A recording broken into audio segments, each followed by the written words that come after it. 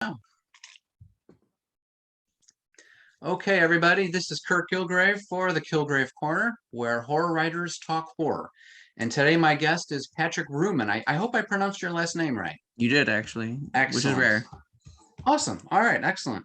You know, Patrick, earlier today, I took some time after I woke up, I exercised, I took the dog for a walk, I cleaned the house, basically, cooked dinner for my wife and I for later tonight. And then I was finally able to start writing because for me, I always have to have like a block of time. I can't just do it like an hour here, 20 minutes there, and it took me, I don't know, probably about 3 hours to get about 1,200 words down. It was terrible. And then in the last hour or so, I don't know, just cranked out over 1,000 words. It's just nuts how it takes me so long to get in the zone. And while that was happening and I was going to interview you today, I had to ask, is that something that you struggle with? Getting in the Uh, zone? I'm actually quite the opposite of it because of my schedule. So I'll get home from work and sit down and be like, now I got to come up with something. And so I have some motivational music. I'll play some creepy Nightmare on Elm Street music and stuff like a channel. It gets me in the vibe, and then I just sit Cool. here, and I usually don't have any idea what I'm writing ahead of time. I'm writing a book right now, and I'm making it all up as I go. So I'll just sit here and be like, well, this is my moment because I got to go to sleep soon. And then I just crank something out, and then maybe I'll wake up, I'll turn on a movie, and I'll be watching the movie, and then I'll just pause it like every 30 minutes or so and be like, all right, well, I'm gonna try to write like 100 words here and see. And then I turn the movie right back on. So well, I do need peace though. Like I can't have someone sit next to me. It has to be just me. Right. If there's someone else anywhere near me, I can't really write. Yeah. Yeah, me too. It's very distracting and it feels like your time is being impinged upon. Like, there's any moment you're going to be dragged away from what you want to do. You just can't concentrate. Yeah. So that's interesting. So you really don't have, I mean, because you've written a number of books over the Right. years. I think you started in 2016, so it's been about 5 years now. And Yes. I think you probably had maybe what, 6, 7 books or so by now? Yeah, I started writing while I was still in college in 2016. Yeah. Okay. I've really got to the grind now though. I finished school 2 years ago, and I've started my productivity has increased quite substantially. Okay. So I saw it on your Amazon page. I saw a little one with you. Do you have kids? Is that your I nephew, do. I have niece? a little boy. I'll pick him up tomorrow from school. I have him certain days.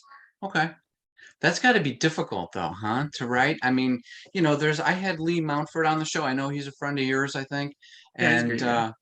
yeah, and he has a couple kids, if not three by now. I'm not sure, but that guy, he gets to work. So, I mean, I don't know if I can say thankfully, but for me, when it comes to writing, I don't have to worry about little ones in the background. And of course, that takes a lot of time out of your day. It's a lot of energy, a lot of focus. So, commend I have to commend you on putting the time together to be able to put pen to paper and so forth when you're dealing with a lot of these different distractions.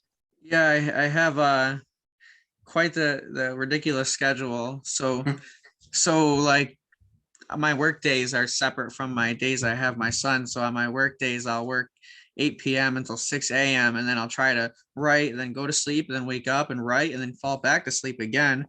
And then Thursday will come. Thursday is my first day off, and then I'll pick up my son, and then I can't write when someone's around very well. So Right. it's really just me squeezing in little cracks, little crevices throughout my week. It's Wow. kind of ridiculous, honestly. Yeah, but you're doing something right because, from what I could tell, you started writing short stories and put those into like collected works, which Hmm. were books. And then most recently, about 5 or 6 months ago, you wrote A Place So Wicked that has really, I mean, people seem to love this book. I mean, you got hundreds of reviews. It's like you're averaging, I just checked it out like 20 minutes ago. You're averaging like 100 reviews a month or something like this on this sucker. So, why do you think it took so long for you, for your journey, into getting something huge going? What do you think the translation was with the time, with what you were writing? Fill us in.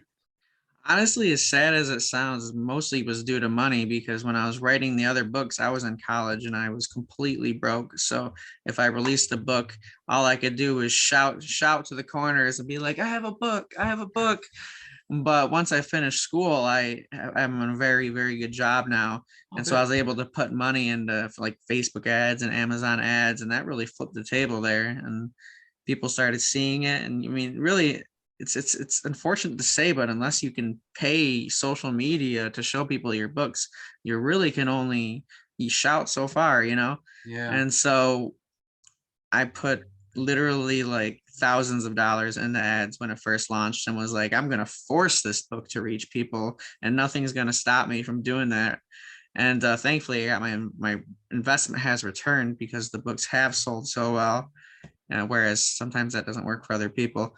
And so I released a lot of those books that I released back in the day in like 2016. I've let them die, Mhm. and because you can only keep so many books going at one time. Right. So yeah, congratulations first off, because I mean that is a lot of success. I'm not sure if a lot of people, viewers, listeners who are, listening and watching this show know what it goes into trying to make a book, out there, to get seen. Like you said, eyeballs is what really matters. And as long as you have, number one, a good cover, which you do, you have an awesome cover, you have a very good blurb. And I've read a good bit of it and I'm really enjoying it. So I can see why it's actually cracked with people and people are wanting to read it and continue to read it and so forth. So again, congratulations on that one. Do you Thank you. think there was anything different about it though? About this one compared to any of your other works that really, hit the pulse of the reading public? I mean, this one was technically my first full horror novel. I had written Sadistic. I wrote Sin way back in the day. That was my first book. And that was just a short little novella. I wrote that when I was like 19. And then I had to rework it over time. And then I wrote Sadistic, which was technically a thriller, and then a bunch of short stories. So I had never, people called me a horror author, but in reality, I had never even released a horror novel before. And so this was my first larger, like 400-ish pages horror novel that I was able to like throw out there and say, I'm a horror author and this is my horror novel. Will you please read it? And so I think it was easier for me to market and write. I wrote the whole book in like 2 months. That's Yeah. And crazy. what was the whole question again? So I was just asking if you think there was anything different you did. Like you said, none of the other works that you did were horror, even though you see the word sadistic on there. You think, oh, it must be. But you're saying this one is more horror. I was just wondering if there's anything different that you did from this one compared to previous books. Well, this one also follows a more traditional horror theme. Is like an evil town, an evil house. Everything is just evil. You think the town is evil and you think the house is evil. And so it's I think it was more marketable too, honestly. Hmm. Okay. All right. Well, that's good to know. Now, you've recently written, a few months after that, you came out with another book that you wrote with another author, Edmund Stone, and the book is called The Little Runaway, that's also been very well received. How did that collaboration come about? Well, I already had the idea and I was trying to write multiple books at a time, and I wanted to write a thriller because they're just so marketable. Like the thriller market is just trumps the horror market, like makes Yeah, it look by like about an 50. ant. Yeah. Yeah. So I was like, I want to reach a new set of people. I'm not a thriller writer, not really. And I wanted to write horror. And so I knew Edmund, not all that great, but I did know him. And I messaged him and I'm like, hey, do you want to write a thriller? Like, I just kind of want to write one, get it done. And because if I'm not really like in love with a book, I will start it and then cast it aside and be like, yeah, I don't care about that anymore. But I knew if I had someone else pushing me, they could keep me focused. And so he was very happy to do it. And so I already had the idea. I pretty much was like, here's how it's going to start. Here's kind of how it's going to end. We just need to fill in the middle here. And so I wrote the opening chapter, and then I was like, what we would discuss in between chapters what we think should happen. And so he'd be like, all right, well, what should we have happen in the second chapter? I'm like, well, she's got to get away from her house. She's got to get to this new town. And he'd be like, all right. And so then he'd just write it and I would read it over and be like, well, this part doesn't make sense. Let's change that. And then he would pitch it back to me and I'd just write the next chapter. And it was just bouncing the ball back and forth. What And did you think? that took Oh, us almost no time flat to write doing that. Probably wow. quicker than the Wicked one. Wow, that's incredible. Now, how many words was Wicked? That place so wicked. 80,000, like Okay. 82,000, Yeah, 83,000 maybe. it's interesting on, New York publishers and stuff like that. They always say that, 25,000 words is the equivalent of, 100 pages in a print book. But for us, I mean, usually mine come around at around 62,000, which would be, I don't know, 250 pages or 275 pages, which seems decent. But, when you're talking 80,000, you're getting up there. That's more like, you know, traditional publishers. I think a lot of people who are continually pumping out new books, they're writing shorter because number Right. one, they can write more books. Number two, they maybe need to because of income, like you were saying earlier, and some of the other authors who've been on this show said. But 80,000 words in 2 months, that's damn impressive. So Well, I can that see how you might be able to get something else going really quickly if somebody else was writing some of the other chapters with you. that book, it just flooded to me though, the Place So Wicked, because honestly, it was inspired by a movie called Vivarium. You might not have seen that. I hadn't No. even heard of it. Yeah. It was on Amazon Prime, I think. And Okay. it was starring I cannot think of his name, but he's in that movie that's about Facebook. He's the main character in that Social Network. He's the main character in the movie. Jesse Eisenberg. Yeah, Jesse Eisenberg. Yeah, Right. so in that movie, him and this girl move into this, or are going to move into this area, and all the houses are the exact same, and there's like aliens, and it's wild and weird. So I And I have was I have watching heard of that. that one. Was it good? Yeah, it was all right. I was Okay. watching it and I was like, even though it really doesn't have anything to do with the book, like the book doesn't match that. But when I Yeah. was watching the concept of just the creepy town, I don't know. All of a sudden, I was just like, Hmm. Interesting. It's so interesting how we get inspired by certain things because I have a huge movie collection. I love watching movies over and over again.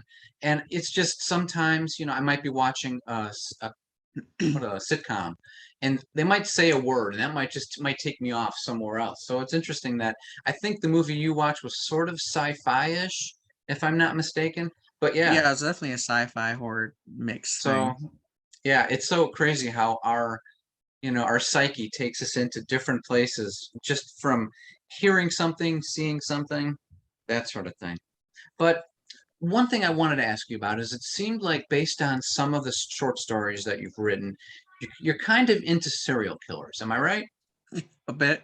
All right. So one of the things I was curious about is I know number one in thriller land, when thriller writers are like Meg Gardner and gosh, Lisa Gardner. Oh, two different authors with different names, last name spelling, but they're big into writing serial killer thrillers.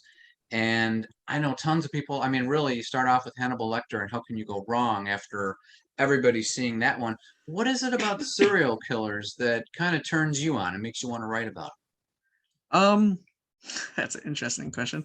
What about serial killers turns you on? them? But I've always been interested in. I'm like, I used to watch like little documentaries about like the bind torture killer BTK and like Dahmer, and I thought with sadistic, I thought, could I take a serial killer that's just mercilessly killing people and try to trick people into liking him? Because the main character is the killer as he becomes a killer. Like at the beginning, he's just some dude with a kid and a wife, and I just think the mentality of a serial killer is really interesting because there's normal people, or sort of normal. Nobody's normal, but people like us. And then there's people who just get off on Yeah. shedding blood. And it's just, the mind is endless, you know? Yeah. I It's mean, like there's a lot of people who love watching those documentaries. I think a lot of women actually like watching that stuff. And not to say that they're macabre or anything, but I think it's more of the mystery for them. Like, why do these people turn out that way? What makes Dahmer start, killing a cat or whatever, and then moving up to killing people, and then storing body parts in his fridge? I don't think anybody can really explain that sort of thing, but it is crazy. Now, my brother, who I don't really know if he loves serial killers, but I know one of his favorite movies is one called Henry. Have you ever heard of that one? No, I don't Gosh, think so. I think it was made in like 1986 or something like that. He told me last weekend and texted me that, oh, I just watched Henry again. And I'm like, that movie seems like a low budget, like Texas Chainsaw Massacre for serial killers. So, I mean, probably like gory and this guy's really messed up. I'm kind of scared to watch it, but I thought I'd ask you just because, it must be a killer, I don't know, hors d'oeuvre or something crazy like that. But anyway, getting off topic. But thinking back to, getting back into the writer aspect of things, since you've written different types of books and so forth, what do you try to accomplish with every book? Well, if your idea isn't somehow original, it's impossible to be original these days. There's like a million books, a million movies. Every time you write a book, every time I've ever written a book and I've sent it to a handful of people to read over, they always have that line, oh, this reminds me of bleh. Yeah, yeah. And so I just try really hard to not do that, except for actually with my newest one I'm almost done writing. It's very reminiscent of some other books, but very deliberately too. Okay. Like it's hard to explain without giving that away. But so that's like the first thing I think of is, if I'm going to write this, is it going to be a knockoff? Can anybody claim it's a knockoff? Like I started Mhm. writing this one book and it started and I'm going to finish it probably, but it was starting to feel like a Stephen King novel Hmm. that everybody's read. And I was like, that's going to be in the reviews. They scroll down the reviews and they're going to be like, this guy's ripping off Stephen King. Hmm. And so that's always like one of my first things I look for is, what way can this be different from what everybody else is already writing? Hmm. That's interesting you say that because, yeah, I do see that in a lot of reviews for the books that I, purchase and so forth. It's sort of like this and a little bit of this and put them together and you've got this. But, and you are right because, writers have been around for 100, almost 200 years now, if not longer. I think it's been longer. Been writing novels for over 200 years. And I think all of the plots have been used up by the 1800s, the middle 1800s. So you're right. It's just putting a different spin on something that you're kind of familiar with. And and I don't know, is it difficult? Do you think that's difficult? Sometimes it can be darn near impossible. Like I started writing a book taking place in an asylum at one point, like a mental hospital. And I stopped that and never went back to it. I was like, there's no way I'm going to be able to write this without it being compared to 50 other books. And Yeah. so sometimes it feels completely impossible. And it almost kind of hurts when when you are writing something and you're Hmm. like, this is going to be gold, and you send it to some people to read and they're like, oh, this reminds me of Stephen King's one book, and you're like, Hmm. darn it, I was Hmm. trying hard not to do that. Hmm. And And you must be a big fan of his or no? I've watched like all his movies and I've read some of his books, and I have hundreds of audiobooks I listen to. And so Oh, I try to be inspired by them, but not too much. got it. Now, that's interesting because I don't know of any of the reviews that I've received for any of my books, if they've compared them to other people. I don't remember. As you know, I mean, there's so many reviews. How could you remember all of them? But I think part of that is I sort of write my horror like a thriller. Like you have to get to the next chapter. And of course, that's every writer's dream is to try to make it so that, you make them read the next page and stay up real late. But mine moves a lot quicker. So like when I was going through A Place So Wicked, I'm reading and I'm like, this is nicely done. I'm reading this nice end to the end of the chapter, moving on. And you hit it again from a different angle. And it's the same thing, like sort of the same thing happened in the last chapter, but it's from a different person's perspective. So now, I kind of stay with the same characters. So when you're able to have the narrator shift around, it's a good way to kind of manipulate the reader into saying, yep, there's definitely something going on here, but not everybody knows this because only one person at a time is getting it. And they're not really talking to each other because they don't want to feel like they're nuts. So it's Yeah, interesting how, oh, go ahead.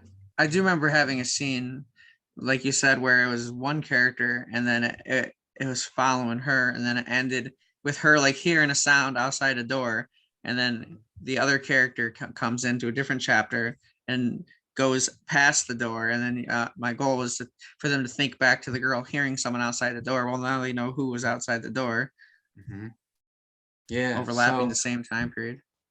yeah, that's a pretty unique way of doing it. I don't know many people who are actually using different narrators in horror because I've read around, I think yeah, King does it. Kuntz, are you a fan of Dean Kuntz? I've read like one of his books, Okay. not a lot. I would recommend his 80s and 90s work more so than his more recent one if you like horror.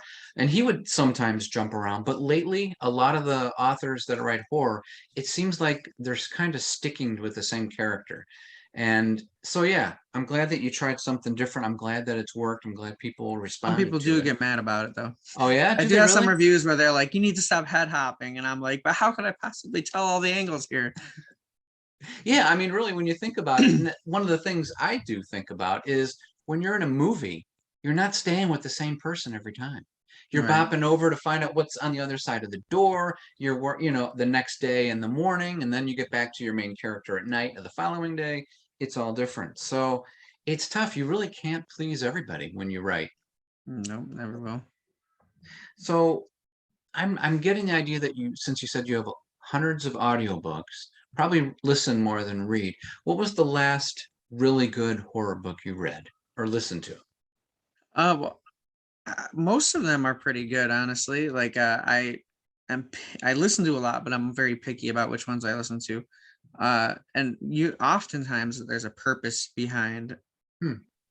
what I'm listening to. So like this is a perfect example right now actually is my latest book is called The Adirondack Witch, which I thought of when I was climbing in the Adirondacks and it was Hmm. creepy and I was out in the woods and I was like, "Oh, I'll write a story about this someday." And that was 3 years ago.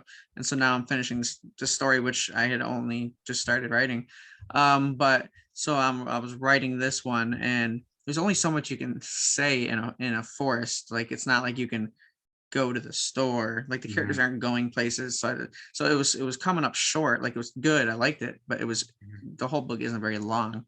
And so I had a book on my Audible account, The Suicide Forest by Jeremy Bates, Right. and Yeah. it was like, and it's long, it's really long. And so I started listening to it like a week ago and I was like, I need to figure out what I'm doing wrong. Why is my book so short? Mm-hmm. And so I'm listening to his. I'm not taking any ideas out of it, but I'm seeing like what he's doing to not make it so point A to point B. Right. And and so this is actually a really good book. I would recommend somebody. So far it's really good. Um Is that one Before of his that, most? Is that one of what? his most dangerous or most haunted places Yeah, series? he Okay. writes that. I think this might be the first one in that series. I'm not entirely Oh, sure, okay. but I also know the narrator, Joe Hempel. He's a buddy of mine, Oh, and okay. so I saw that he was narrating it, and so I knew it was going to be good. Huh. So it helped then listening to Jeremy Bates's book and how he kind of stretches it out and keeps the reader interested and engaged. Yeah. So I don't want to give away any of that book, but lots of they're in the woods and they stop and they do things. And sometimes when I'm writing, I'm afraid like if I have them people stop and do too many things, whether it be this book or any book, people will be like, okay, well, get to the point, move on, let's go. Hmm. And so it's nice to see how he's keeping me interested without diverting too far away from his own plot. Hmm. So Yeah, it does it help. it really it really is interesting because the book I'm working on right now, it's called In the Dark. And right now I'm at around 29,000 pages. Holy crap, that's the biggest novel in the history of mankind.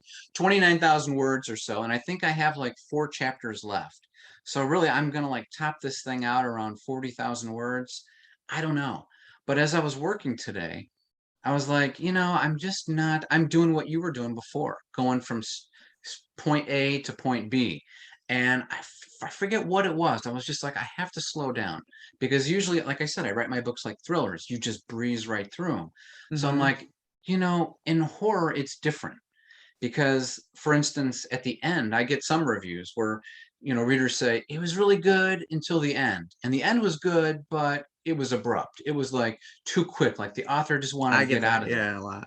And, I think what a lot of readers miss from us and, well, just from readers, from horror authors, their perspective is, you see a horror movie and it's slow for the entire first half. There might be 2 big, like, creepy things that happen. And the last half hour, it's wall-to-wall action, suspense, thrills, death, gore, whatever. All that stuff's going down. So when we as horror authors write, we have the buildup. We get to know all the people, what's going on, what they're doing, what their motivation is, all this other stuff. And it slowly moves on. But when you get to the end, you're not going to be sitting around, having a cookie when someone's getting slaughtered over there or something like Right. that. Yeah. You have to have that sucker move, otherwise they're not going to be interested. So for all of you out there who are listening and watching this podcast, that's what we're doing. We're trying to specifically move it faster. Like movies, they move. That's why they're called movies. Books are different. I get that. I get it. But we start on a certain way, and even I, and you may too, Patrick, get this. It started slow and then it got really good. So stick with it. You do have to introduce people too. It's a little bit different a way how we have to go about doing it. It's not like a movie where you just watch something and then 10 minutes later you can get into the action. Sometimes you have to develop certain things, but by the end, it should be moving faster and you shouldn't be getting more explanations and stuff. Do you agree with that? Yeah, and one thing I always battle with when I'm writing is sometimes I'll get reviews that are like, "Oh, it was great, the story was great, the plot was great, the writing was good," but I didn't feel like I got to know the characters enough. And Hmm. so I'm like, "All right, well, what do you want me to do?" Because then you have like Stephen King's novels where I love Stephen King, but Yeah. sometimes for me as a reader, I'll be reading his book, listening to his book, and there's points where I'm like, nice. Sure. I like that they're eating ice cream, but can we get it? Can we get going? And so when I'm writing, I'll think like, all right, well, should I have him go take his daughter to the ice cream shop and get to know them as they're talking about some needless thing, or will they then be like, okay, well, that's not important. Will they get annoyed with me? It's like sometimes I feel like I can never win. I'm like, do I go off on a tangent so they can get to know the characters, or do I just keep going so they don't fall asleep? Mhm. It's a really tricky slope, and I think it comes with time and reading what other people do. Now some writers, I'm reading a book by Joe Hart.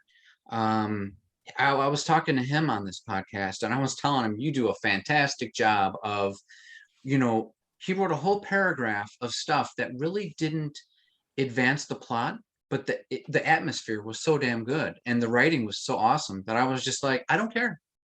That's a really difficult thing to do, for me at least. I'm not one who writes atmosphere. Now you write, you give some atmosphere.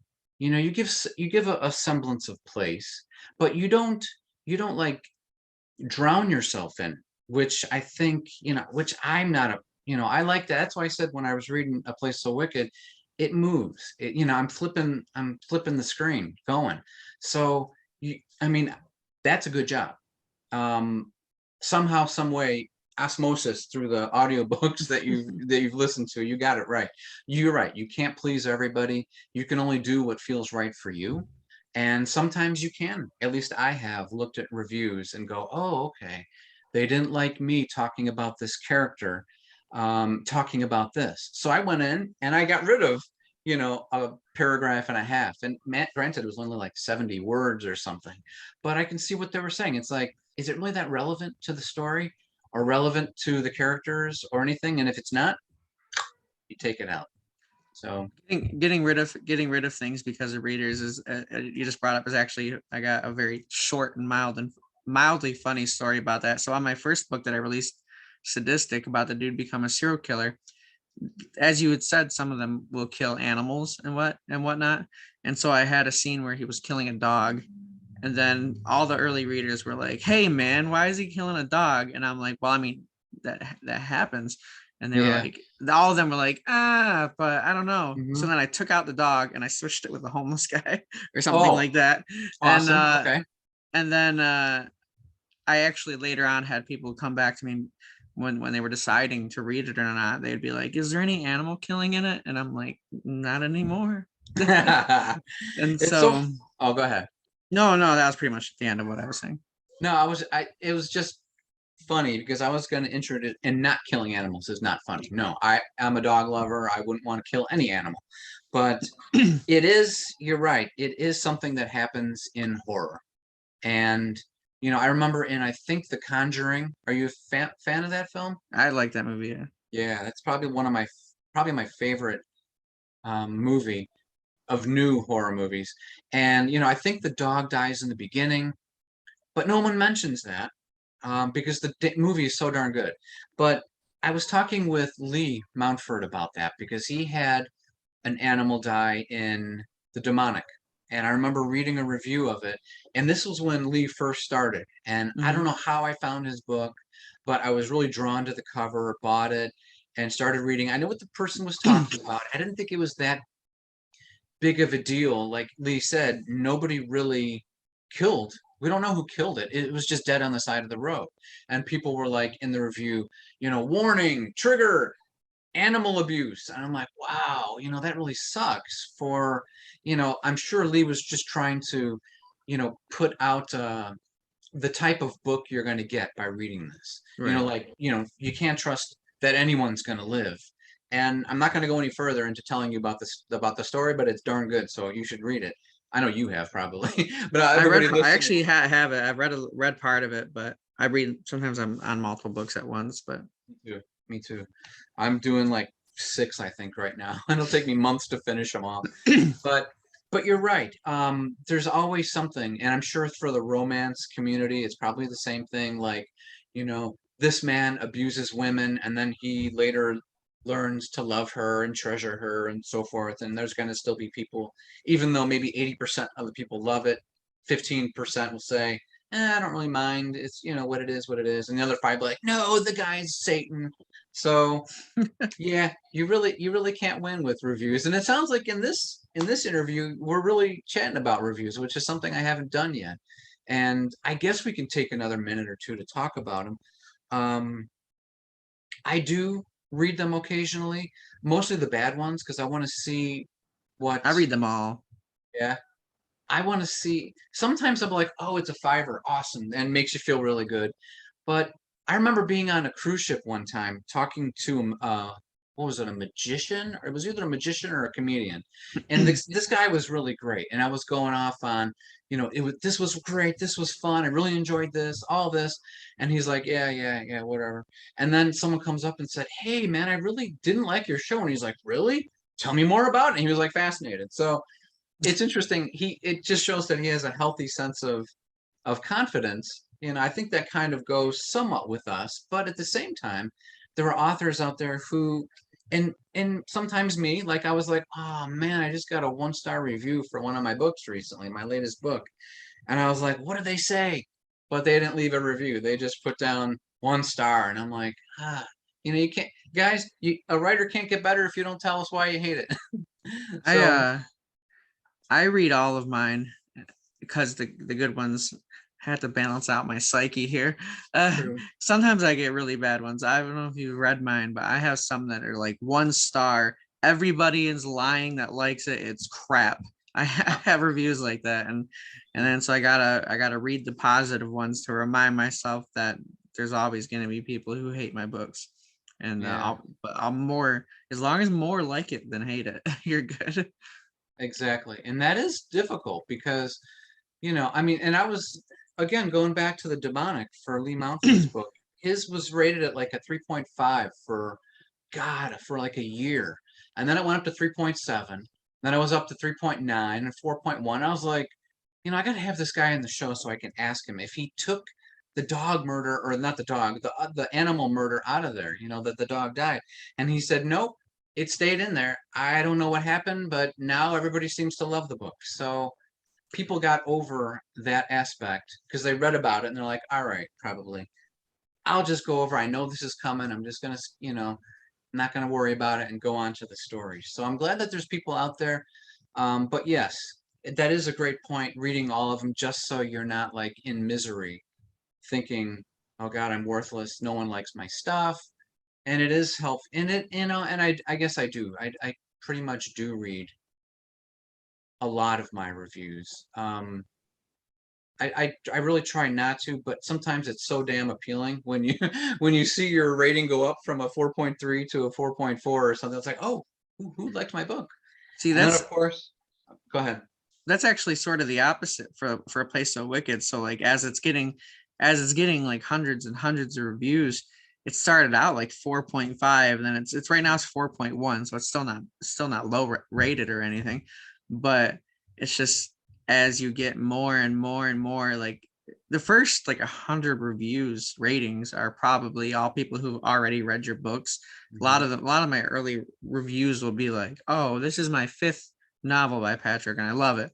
But by the time you get to 500, it's people who've never heard of your existence, and so it starts evening out. Like I still have way more 5 and 4 star reviews, but it's slowly, very slowly. And I wonder about when it hits 1,000, is it gonna still be above 4? Sometimes I wonder that, because then you get to the people who are just plowing through book after book after book. They saw me on the internet, they saw me on an ad or something, and I don't know. It's slowly decreasing, and it worries me. Yeah, I was looking. I just read a book by Lee Maxwell called The Snow. Have you heard of it? I feel like the name sounds familiar, but it might be because I'm thinking of Lee Mountford. Ah, maybe it's not Lee Maxwell. It's something Maxwell. Damn, I forget what it is. He started out with this book, and I mean, I read it. I thought it was pretty good, and it's like part of like the first of 5 books. And you're right, it started out like a 4.8, and then it slowly started decreasing, and now it's like a 4.0, just a 4. And all of the other books in the series are very well reviewed. We're talking 4.6, 4.8, all that stuff probably. So you're right. I never thought of it that way. The first 100 reviews are good, and then everybody else is like, oh, we expect it to be really good. And now it's not as great as everybody said, so you're not as good, and then your rating goes down. I hadn't thought And of it then that way. the later books, only the people who enjoyed it are moving on, right? Right, So exactly. Yeah. So is that something you're thinking of doing, writing in a series? no, not really, because I'm like ADHD. So I'll write a book. Like I wrote this book called Insomnium, and Mm-hmm. it didn't launch as well as I wanted, even though it's probably the best thing I've ever written. Yeah. And it was gonna be like 6 books. It was gonna be long, but when it didn't do as well as I wanted it to, I just got discouraged and Hmm. never wrote the next one, which I should sometime, because people just earlier today someone asked me about it. And so if I write a series, like Sadistic was going to be a series, Mm-hmm. and I decided to not, because the first one still can be a standalone just fine. So that's how I ended up leaving it. But I have so many ideas coming into my head at once that if I try to stick to one, it'll start becoming a chore. So if I'm writing the second book and I'm like halfway through and I have another new idea, I'm like, oh, I really, really want to go write that idea. And so I'll start hurrying through, typing, and before I know it, I'll be writing something that's not even good just to get it out of the way. And so Uh, I'm actually don't want to write any series anymore, probably, even though I huh. know marketably they're the way to go, because Yeah. you want people to jump from one to the next to the next to the next for money. But Mm-hmm. I'll Hmm. just I just will never finish them probably. Interesting. I did look into Insomnium. I was drawn to the whole idea of what was it you had? Got sleep paralysis. Yeah. And I've had that happen a couple times, but I'm actually asleep and I have sleep.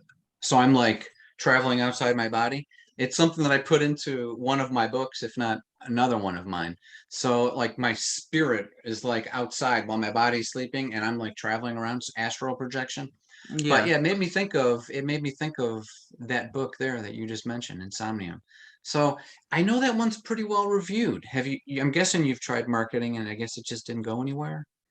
Well, I wrote that one in college too, and Oh, so it okay. just kind of it had that disadvantage where I couldn't promote it, and then by the time I could, I'd already written other things, and they're large books. Like the first Insomnia was like 90,000 words. It's Wow. really big, and so I don't know. I really do love it though. I love Hmm. that book, and I should write the next one. Hmm. But I already have the next idea for my next book. Like I'm finishing up my book now, and I already am planning my next book, and so it's an endless battle against yourself. Yeah. I was speaking with Boris Basic, who I know is a friend of yours too, Yeah, and he's a he was buddy. telling me that he has like tons of ideas, probably like 20 ideas for books at any given time. Now I have three. I mean, I've already got book covers for the next three, and I'm still writing this one. And I'm like, God, get this, like you said, but I'm trying to slow it down so I don't like, short shift it or anything like that. So, but you were saying that your new one is almost done. Hmm. When do you think we can expect that? Do you have any idea, timetable? I was gonna release it this year. I'm still probably going to. Part of me wants to release it next year, just for like my ideal schedule would be like 3 books a year, Mhm. but I'll probably release it this year, just so I can have 3 books in the year. I'm almost done writing it now, and it's actually only like 49,000 pages, or not. I, There we go. I, I tricked you, man. 49,000 words, and but I'm gonna go through. My intentions are to finish it probably by the end of the weekend, Oh, cool. and read through it again and try to think of. There's not a lot of dialogue. Like this book is very much mostly atmosphere. It's all on a mountain and in the Hmm. woods and darkness, and they don't, their lights are dying, et cetera, et cetera. But it's actually a psychological novel. I don't want to say anything about it because it'll give it away. It's Okay. probably it's probably gonna be my best book, but I'm gonna read through it and to see where I can divert a little and get to know each character a little more, because as it stands now, I'm sure that people are gonna say, "Oh, well, I couldn't care all that much about this lady dying Hmm. because you didn't tell me enough about her." But Hmm. she's on a mountain and the story doesn't follow her, so it's hard to get into her backstory, I think. But actually, there's something I wanted to mention earlier. You were talking about your books being shorter and Hmm. wanting to like fatten them up a little without. Well, I think I said that, but and that's important in a financial standpoint, actually, Right. because Hmm. you hate to have to include something like that in the writing of a book. But I don't know. I think you self-publish. I self-publish. Right. I do. But so you got to consider Place So Wicked is longer than say The Little Runaway. So if someone's reading it on Kindle Unlimited, I make more money off of that book. And so if you release a short book that is going to make $1 off Kindle Unlimited Yeah. versus $2 off Kindle Unlimited, and a lot of my reading is through Kindle Unlimited, so Hmm. I don't want my book to be that short, because then I know that my rate of return when I'm putting money into it is going to be worse. Hmm. And so I try really hard not to write anything that's 20,000 words, not because it's not a good book or anything, but because I have to think about my money. I Right. was going to mention that earlier, but I didn't want to jump in too hard. But No, so that's part perfectly of the reason fine. why I just know I need to increase it a little bit more, figure out a Yeah. way. It's a valid point. Um, for the ones I've done, I haven't worried too much about it just because it's part of a series. So I know people will go on. And also, like you Right. said, you have ADHD. I think I have ADD when I write fiction because I just want to keep plowing through and keep moving and just going and just making sure everything's exciting for me. Because I figured if it's exciting for me, it's going to be exciting for the reader. And if that means, you know, going faster than I should, perhaps, then I guess that's what's going to happen. But you're right. I am trying to trying to make it a little bit longer just for more suspense. And really that's when I kind of do it, is just Well, more for the suspense. I have Sin, which I wrote. It has only like 19,000 words, and so if someone reads a whole thing on Kindle Unlimited, I probably get like 75 cents or something. Yeah, And so, in order for me, if I put $10 into advertising that, I gotta sell more copies than if I a do. place so wicked.